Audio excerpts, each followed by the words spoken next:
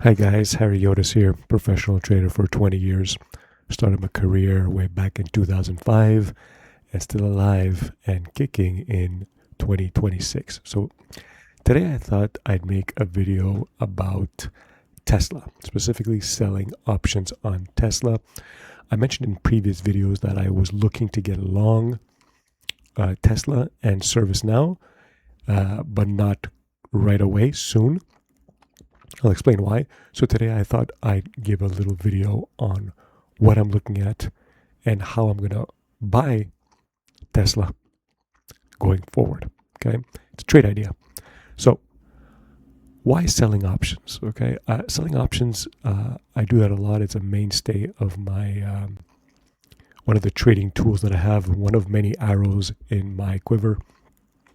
And I generally don't just buy options. I like to have some kind of short exposure because when you sell options, the odds are on your side. Okay, everybody has heard, knows the fact that most options expire worthless. So you should be like selling premium instead of buying premium, and that's the case on a majority of the time. Okay, not always, not when volatility is super low, but when volatility is like right now, like between like VIX is the volatility index. When it's between like 15 to 20, it's a good time to sell premium. Above 20 is amazing, and of course above 30 you want to be selling a lot of premium. Like the higher the volatility, the more you should be selling options. You're getting a better bang for your buck. Okay, because as you can see with volatility, if I go all the way back, volatility always mean reverts. Spikes high, it always comes down. Spike high, it always comes down. Go forever, infinity. You just don't know how high the spikes are going to be. That's the key. Like you just don't know. That's what the danger is. It could.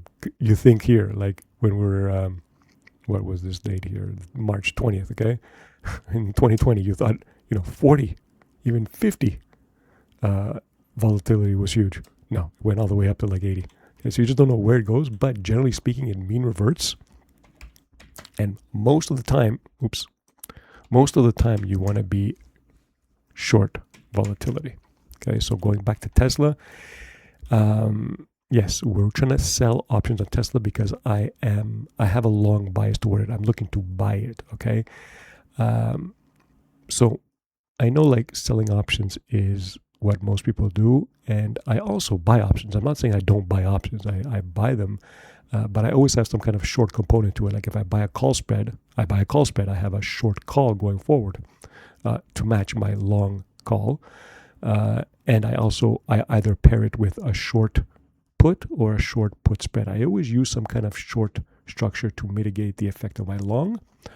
I very, very, very, very rarely buy naked calls. That is like a sucker's game. You're probably going to lose.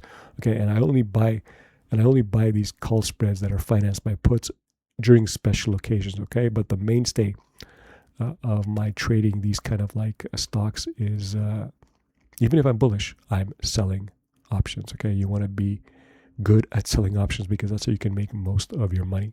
Okay, if done correctly. If done badly, you can blow up. Okay, because it can get very, very hairy when the market tanks a lot and you're long. Okay, so I like Tesla. I'm looking to go long, but I am waiting. Okay, I'm looking to go long via options. Okay. And selling options specifically. So here, if we look at the earnings on Tesla, it's coming up Wednesday, the 22nd of April, which is aftermarket, which is next Wednesday. And because I want to sell options, I don't want to sell options now, okay? Because as we get closer and closer to earnings period, the value of the volatility goes up. For the value of the options go up based on the fact that volatility increases. People start betting a lot on the long side and the short side, and it expands the volatility, which inflates the option prices. So I want to sell options when they're maximally inflated, when the implied volatility in the option is high, okay, like 50, 60%, 70 even. And that happens right before we get to earnings. So as earnings comes, which is a Wednesday. So on Wednesday, I'm going to put this trade in, okay? But for illustration purposes, I'm going to show you how I do it with options as if it's today, okay? But it's not. So Tesla closed today at 400. Who knows? Next week it could go down, whatever. But I want to go long, and I want to go long for like 1 to 3 months going forward, okay? perfectly would be like between 1.5 months to 2 months. This is like it's a longer term trade. You want to be able to let the stock marinate, and because I'm selling, I want the option premium to get decay, to die. Okay, and that's not going to happen in it could happen in 5 days, but it's like a crapshoot. But I want to take more time for my play to come in. Okay, I'm going to get less premium, but I'm going to probably make more money. Okay, so let's see the option structure for Tesla. Okay, if you guys are familiar with the option structure, this is the options tree.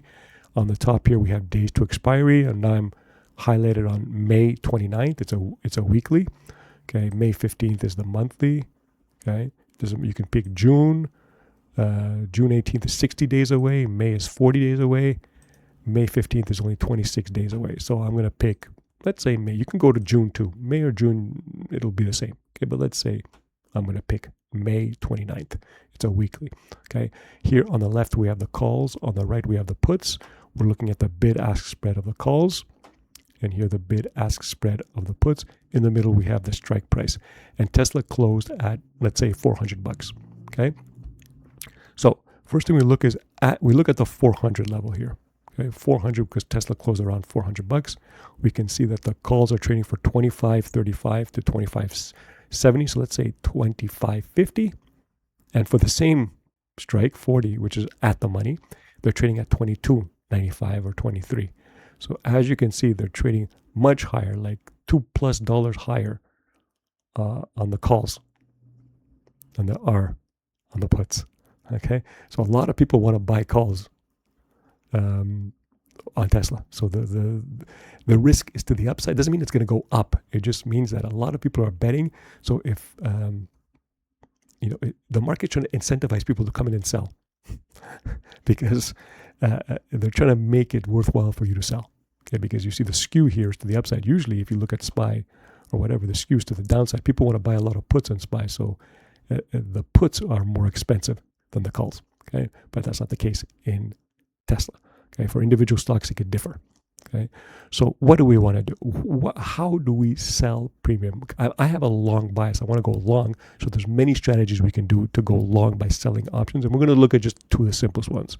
We're going to look at selling puts and selling put spreads. That's all. Okay, so I want to sell puts. Do I sell the at the money put? I'm going to get $23 for it. Okay, maybe, who knows? But high reward, you're getting $23 for it, but high risk. And we're looking at the delta here to measure risk. Okay, delta is an important column. Here, there's delta right there. So for the 400, the delta is minus 456. So there's a minus 45%. Okay, what this tells you is that, forget the minus sign, it just shows you that for puts, if the price goes up, the put price goes down. Okay, so what it's trying to tell you here, the delta is that for every dollar at 400, for every dollar, you see they're different at every level. For every dollar move up in the stock, your delta for this option is 46 cents. That means for every dollar up, the price of your option goes down by 46 cents. For the calls, it's the opposite. The delta is positive 54 for 400. So if the price of Tesla goes up to 401, your call will go up by 55 cents. You will make 55 cents. Okay, that's what it means. Okay. So what we want to do is we want to sell puts and sell put spreads. Okay, you want to look at the delta. It's important because the delta also what you substitutes as the probability that this stock finishes at 400 at the time of expiry. Okay, or let's say at 370 here. If we look at 370, for example, on the put side, we see that the delta is 26.8, 27 cents. That's about like a 27% chance that by May 29th, 40 days, the stock will finish at 370, a 27% chance. Okay, it's rough. It's not exactly the case, but it's about a 27% chance. If you play it many times, it'll be 27% chance that the stock goes to 370 by your end date. Okay, so you can sell the 370 put, which is a 26 delta, we say, and you can collect almost, let's say, $10.75. But there's a 26% chance that the stock price will go there and even lower. So you could get assigned. If you're naked short here on the 370, you're going to get 1075. Okay. But 26.8% chance you go down. Okay. So what do you mean by short? Well, I guess you guys know what a short position is, right? So let's go over the basics first of all. A short is this. This is a short put. We make money if the stock stays above the strike price, and we lose an undefined amount of money if it goes below. Technically, you can lose all the way. If the stock can go to zero, that's what you're going to lose. Okay, that's the short put. Okay. What we want to do, we're going to look at the short put, and we're going to look at a short put spread where we have the put, but then we buy another put that is a bit lower. So that mitigates your risk. Okay, you'll get less reward, but less catastrophic risk. So those are the two spreads that we're looking at. Okay, so let's go back to the options tree. Okay, where do we place it at? Where do we want 26, 27? It all depends on your risk reward profile. Okay, like if you spend a 26 delta, that means that you have a 26% chance of you not making money, but let's say 27, but a 73% chance that the option will expire worthless and you can collect your money. Okay, that's all it means. Okay, as a starting point, I like to use the 16 delta. Okay, it's a very starting point. Let's clear everything. You can short the 16 delta. Why 16? Okay, why is that important? Okay, well, that's because it's a 16% chance, or it's the 17, but let's say it's around 16, a 16% chance that you're going to lose money. And what is it? 16 money, 84% chance. 84% chance that you're going to make money and you'll make your $6. Here it's trading for $6. You can collect your premium, $6. Okay. And you'll have an 84% chance of collecting that money. Okay. So why 16? Well, it all depends. It's all because of the way the options prices are calculated. They use the Black-Scholes formula. It's not important, okay? But what is important is that it is based on the normal bell curve, okay? And why 16? 16 is right here, 16 delta. We're shorting a put, okay? What they're trying to tell you here is that 34%, this is a normal distribution of returns, okay? They think that there is a 50% chance that it'll go above your price. Let's say this is Tesla at 400 and a 50% chance it'll go lower, okay? But there's a one standard deviation. There's a 64% chance that Tesla stays between minus, 34% and above 34%. So 64% chance it stays within one standard deviation. Here's the two standard deviations, which is like 95%, 96. And three standard deviations means that the price will stay within this area, within three standard deviations at 99.6% of the time. Okay, we're picking the option here. We're shorting a put here. So we have all this percentage here, all this area in this curve. Okay, this entire point, if the price closes above here, we make money. Okay, we'll make money if it closes below. That's when we lose money. That's when it starts getting bad for us. Okay, but there's ways to mitigate it. So we're picking one standard deviation away. That's all it means. We can pick two by picking it right here, which will be like a 97.5 delta, or like a 2.5 delta. Here we're picking a 16 delta because if you add 13.5 and 2.5, that's 16. Okay, so there's a 16% chance it goes below one standard deviation to the downside. Okay, that's all we're doing. We're increasing our chance of making money, okay, and keeping the profit. Okay, but you're getting less of a premium. We could have picked a 30 delta, which is around here. Okay, and there would have been a 70% chance that it goes above, 30% chance that it goes below. So we're picking the 16 delta just to be comfortable. Oh, let's get rid of that. So we're picking the 16 delta if we're short a put. Okay, but this could be unlimited, undefined risk going to the downside. So if you want to be safe, and I encourage you guys to do that, you can go naked short. I've done that. And you should go small. You shouldn't go big. But generally speaking, you want to like buy back. You want to have a put spread to limit your down risk, okay? And usually you can do the 16-10 delta or 16-12 delta. It really doesn't matter. Let's just do the 16-10 delta here to show you that you'll be collecting about $2.80 on this put spread. Okay, by buying a put here, we're transforming it into this bull put spread. From unlimited down risk, we're cutting it off right here. Okay, we're cutting it off right there. So we're limiting our down risk, but we're also limiting the premium that we collect. There are no free lunches in options. You risk, higher reward. If we don't have this down leg, we're going to collect $6, but higher risk.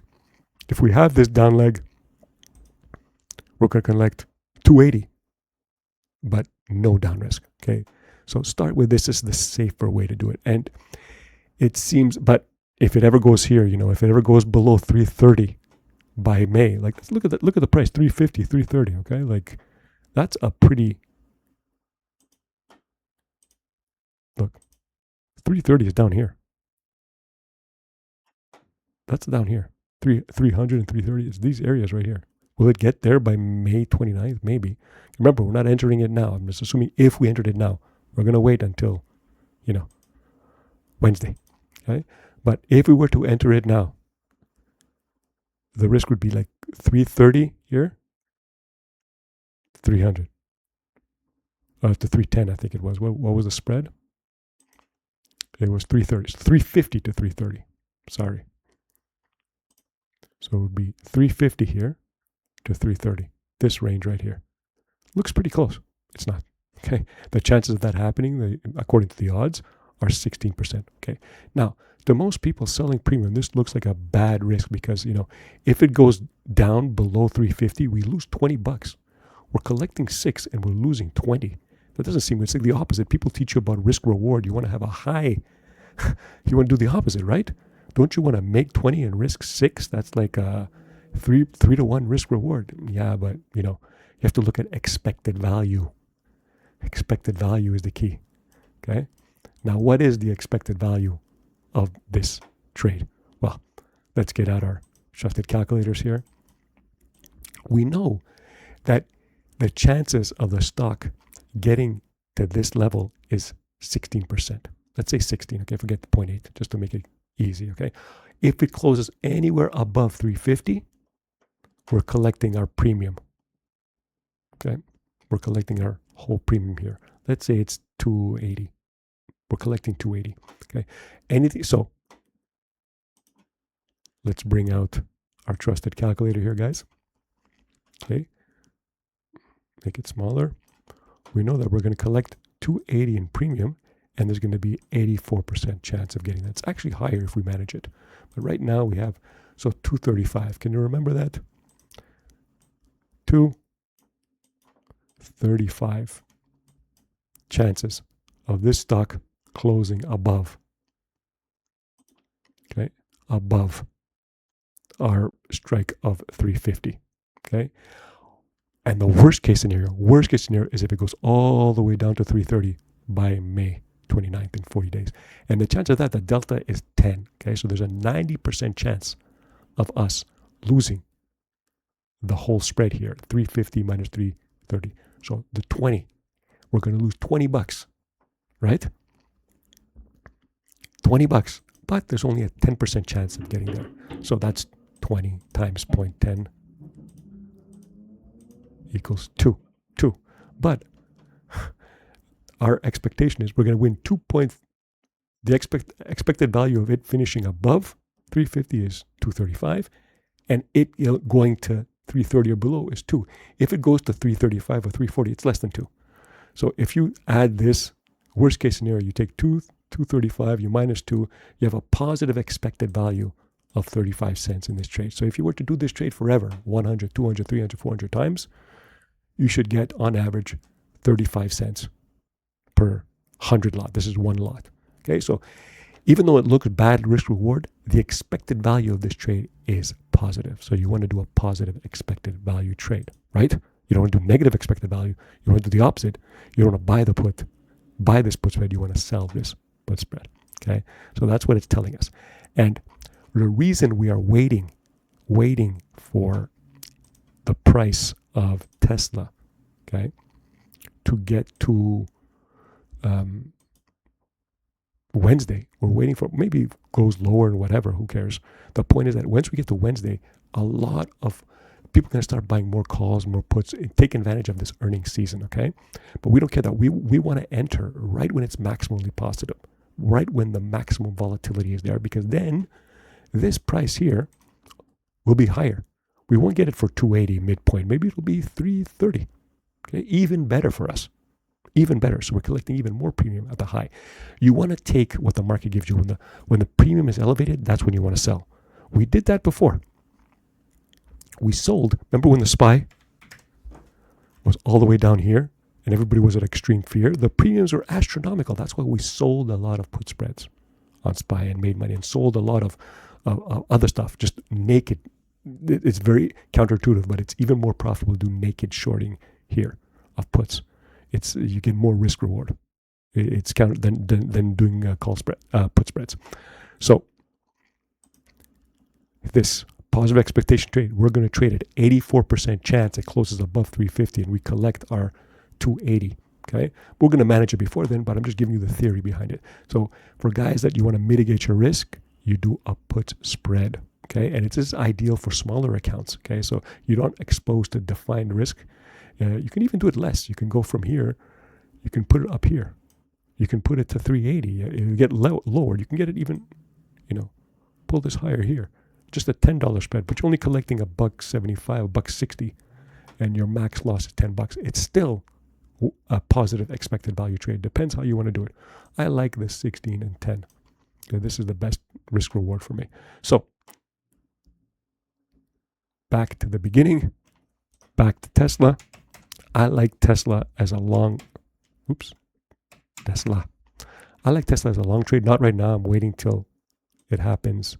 It goes to Wednesday because the premium will be much higher. I want to sell options on Tesla. I like to sell options on large stocks, okay? I like to buy call spreads, mitigate them with short options on other trade ideas.